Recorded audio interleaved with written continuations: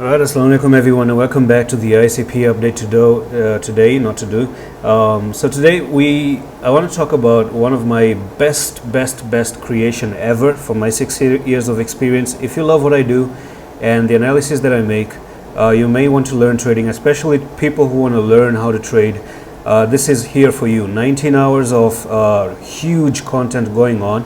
Link is in the description. If you want to learn more, you can check out this video as well on what you're about to learn. It's a 9 minutes video, and with almost 50 different topics and 19 hours of content, I am very sure and very confident if you take this course from the beginning till the end, I dare you to say that you lose in crypto. I dare you. And I'm going to give you, by the way, I'm going to give you a 50 off, right? It's 249. I'm going to give you 50 off if you buy with crypto. So message me on Twitter. Now, thing is, we have 3 more days for ICP to close, and it does look like you are about to close in a negative fashion. Yesterday, actually not yesterday, but 3 days ago, we talked about a symmetrical triangle, and that symmetrical triangle did show that ICP is ready to fall down to $10.3.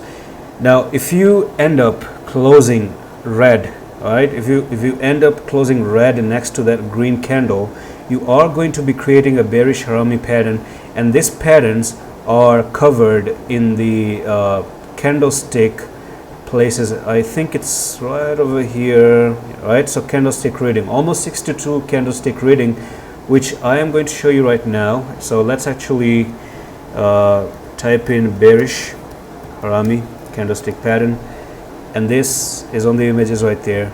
So you're looking for something like that, right? If you notice this image, one green and one red, these 2 candles combine to give you the movement down, right?